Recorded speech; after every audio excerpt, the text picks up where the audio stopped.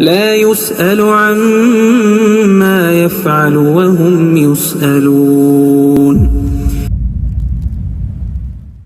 اور بڑے بڑے لوگ اس حوالے سے کلام بھی کرتے ہیں. تو میں نے غامدی صاحب سے سوال کیا، میں نے کہا شیخ صاحب یہ بتائیں میں اس اللہ سے محبت کیوں کروں کہ جس نے میری مرضی کے بغیر مجھے اتنے بڑے امتحان میں ڈال دیا، میری مرضی کے بغیر پیدا کیا اور اس کے بعد مجھے اتنے بڑے امتحان میں ڈال دیا کہ یہ کرو گے تو جنت، نہیں کرو گے تو دوزخ. تو ایسی ہستی سے میں ڈر تو ضرور سکتا ہوں کہ پھنسا دیا ہے، اطاعت کرنی پڑے گی ورنہ ایسی کی تیسی پھر جائے گی. افحسبتم انما خلقناکم عبثا وانکم الینا لا ترجعون. اے انسان کیا تو نے گمان کیا ہم نے تجھے ویسے ہی پیدا کر دیا اور تجھے لوٹ کے اپنے رب کے پاس نہیں آنا؟ جس نے ہماری مرضی کے بغیر ہمیں پیدا کر دیا، ہم اس سے ڈر تو ضرور سکتے ہیں کہ یار پھنسا دیا اور چھوڑے گا نہیں. محبت کا رشتہ جو قرآن میں ہے والذین آمنوا اشد حبا للہ، جو اہل ایمان ہیں وہ بڑی شدید محبت کرتے ہیں اللہ کے ساتھ. تو میں نے کہا میرا تو وہ ڈر والا جو عنصر ہے وہ غالب ہے، بلکہ جتنے پریکٹسنگ مسلمان ہیں اگر آپ ان سے پوچھیں تو وہ محبت سے زیادہ ڈر والا عنصر جو ہے وہ غالب ہوتا ہے. تو انہوں نے کہا کہ یہ بات بالکل ٹھیک ہے کہ ڈر والا عنصر انسان پر غالب ہوتا ہے، تبھی انسان کا قبلہ صحیح رہتا ہے. رہا محبت کا، تو اس سے پہلے انہوں نے ایک بات کی کہ اللہ تعالیٰ نے ہمیں امتحان میں ڈالنے سے پہلے، یہ بات تو آؤٹ آف کوسچن ہے کہ اس نے پیدا کیوں کیا ہم سے پوچھے بغیر، وہ تو اللہ نے قرآن میں واضح کہہ دیا لا یسأل عما یفعل وہم یسألون. اس کو کوئی پوچھ نہیں سکتا جو کچھ اس نے کیا، اور جو لوگ کر رہے ہیں وہ پوچھنے والے ہیں. سورۃ الانبیاء میں آیت آتی ہے. تو یہ تو ہے آؤٹ آف کوسچن. ہاں جہاں تک پوچھنے کا معاملہ ہے تو غامدی صاحب کہنے لگے کہ پوچھا تو ہے. سورۃ الاحزاب کے آخری رکوع میں نے وہ مسئلہ تقدیر والے لیکچر میں بھی ان آیات کو کور کیا تھا، مسئلہ نمبر 104 ABC کے اندر، کہ ہم نے زمین و آسمان کے اوپر امانت کو پیش کیا. زمینوں اور آپشن رکھی تھی، زبردستی نہیں تھی، آپشن تھی کہ چاہو تو مان لو چاہے انکار کر دو. تو سب نے اس بار کو اٹھانے سے انکار کر دیا. زبردستی ہوتی تو وہ بھی اٹھا لیتے، انسان نے اس بار کو اٹھا لیا. اور اللہ تعالیٰ فرماتا ہے کہ وہ جاہل تھا اور ظالم تھا، یعنی اس نے انڈر ایسٹیمیٹ کر لیا جاب کو، اور ظاہر ہے اس کی سرشت ایسی بنائی گئی تھی، لالچ تو انسان کی سرشت کے اندر ہے. تو انہوں نے کہا کہ بیسیکلی یہ اللہ تعالیٰ نے جو انسان کو امتحان میں ڈالا. تو پوچھا، میں نے کہا غامدی صاحب مجھے تو یاد نہیں ہے کہ مجھے کب اللہ تعالیٰ نے میرے پہ امانت پیش کی. تو وہ کہنے لگے آپ کو اپنی والدہ کے پیٹ میں جو زندگی ہے وہ یاد ہے، اور بچپن کے 2-3 سال جو آپ نے گزارے کیا وہ زندگی یاد ہے؟ میں نے کہا نہیں. تو کہنے لگے لیکن وہ یقینی تو ہے. بالکل یقینی ہے. تو انہوں نے کہا اسی طریقے سے یہ بھی یقینی ہے. اگر یاد ہوتا تو امتحان ہی نہ رہتا. یاد ہوتا تو امتحان کہاں سے ہوتا؟ یہی تو امتحان ہے.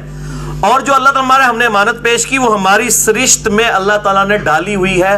میں آج آپ سے کہتا ہوں کہ کسی شخص کو یہ آپشن دی جائے کہ اگر یہ کام کر لو، کوئی مشکل کام نہیں، تھوڑے سے اللہ کی اطاعت اختیار کرنی ہے، تو ہمیشہ کی اربوں سال کی زندگی عیاشی والی ملنے والی ہے.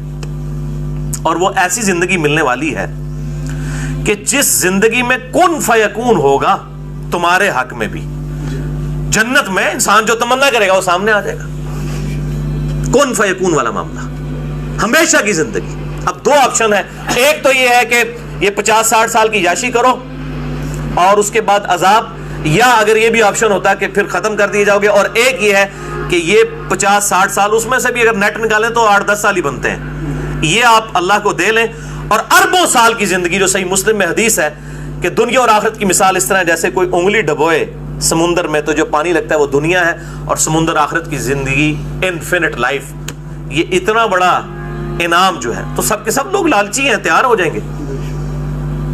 اور جنت میں اس میں پھر غامدی صاحب نے ایک جملہ بولا کہ اللہ تعالیٰ نے انسان کو وہ صلاحیتیں دی ہیں کہ آج انسان سائنٹیفک فیلڈ کی ترقی کے باعث، یہ جتنی بھی ترقی ہو رہی ہے آپ جتنی مرضی کر لیں، یہ انسان کے دماغ کی ترقی ہے نا، اور دماغ تو اسی نے بنایا ہے نا، انسان سے تو اوپر کوئی چیز نہیں ہے نا. تو یہ جتنی بھی ترقی انسان نے کی ہے، الٹیمیٹلی انسان اس تک پہنچ گیا ہے کہ گویا یوں لگتا ہے کہ وہ خدا کے مقابلے پہ کھڑا ہو گیا. گویا یوں لگتا ہے ایسی ایسی چیزیں کریٹ کر لی ہیں اس نے. اس کی دی ہوئی عقل کی وجہ سے. تو وہ اللہ جس نے انسان کو اتنی صلاحیتیں دی ہیں اس اللہ کے ساتھ لپٹ جانا چاہیے. یہ غامدی صاحب نے جملہ بولا, بس ان کی گفتگو ادھر تک تھی. اس سے مجھے جو بات کلک ہوئی نا وہ اس سے ایک سٹیپ آگے ہے کہ واقعی اللہ تعالیٰ انسان کو جنت میں ایک طرح سے خدائی صفات کا سٹیٹس دینے والا ہے. یہ کس کی صفت ہے کہ اسے کبھی موت نہیں آئے گی؟ اللہ کی. اور جنتیوں کو بھی کبھی موت نہیں آئے گی. وہ خالق اور مخلوق کا فرق ہے اپنی جگہ, میں صفات کی بات کر رہا ہوں. انسان ہمیشہ سے نہیں ہے, انسان حادث ہے, ایک حادثے کی وجہ, ایکسیڈنٹ کی وجہ سے ہے. قدیم نہیں ہے, قدیم صرف اللہ ہے ہمیشہ سے.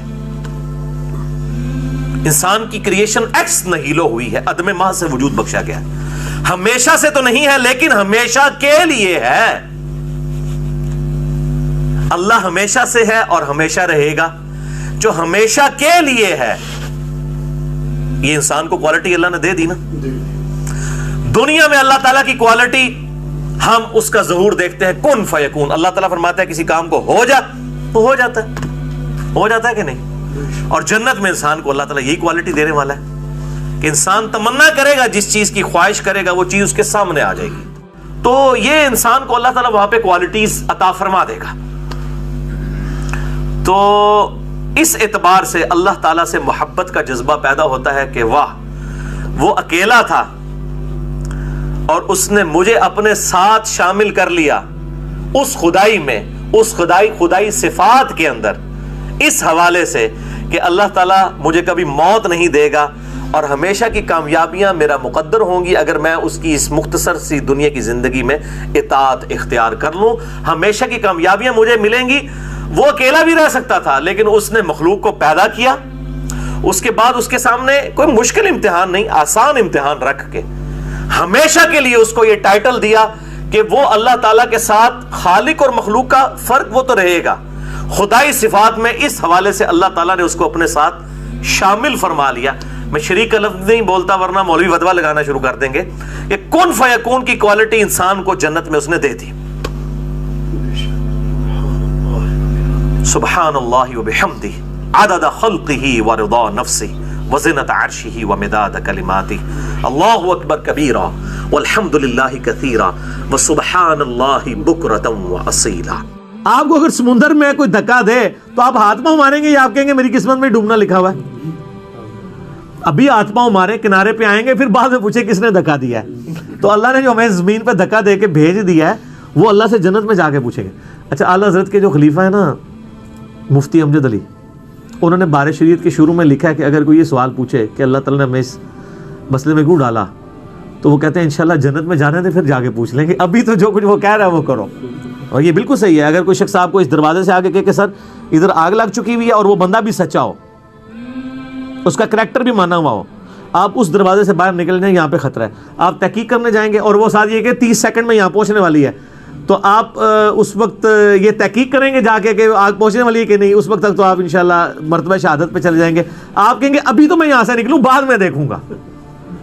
تو سر وقت کا پیغمبر بھی یہی کام کرتا ہے, اس کا کریکٹر منوایا جاتا ہے کہ وہ صادق اور امین ہے, اور وہ پھر آپ کو کہتا ہے کہ سر مرنے کے بعد اللہ کے حضور پیش ہونا ہے, تحقیق بعد میں وہاں جا کے دیکھنا, ابھی اس بات کو. اس لیے نبی علیہ السلام فرمایا تھا نا, اگر میں بخاری میں آتا ہے نا, اگر میں تمہیں کہوں کہ اس پہاڑ کے پیچھے سے کوئی فوج تم پہ حملہ آور ہونے, ان کا بالکل, اور ان کا پھر میں ہی تمہیں بتا رہا ہوں کہ تمہیں مر کے اپنے رب کے حضور پیش ہونا ہے, تو ماننے سے انکار کر دیا.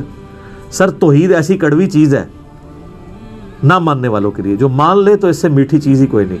یہ اتنی میٹھی ہے کہ انسان جان دے دیتا ہے اس کے لیے, اس کی مٹھاس سے روگردانی نہیں کر سکتا. اور کڑوی اتنی ہے نہ ماننے والے کے لیے کہ وہ شخص جو 40 سال تک کسی کی آنکھوں کا تارا ہو اور وہ اس معاشرے کا سب سے بہترین آدمی ہو, وہ صرف ایک لا الہ الا اللہ بول دے تو اس کے جانی دشمن بن جاتے ہیں.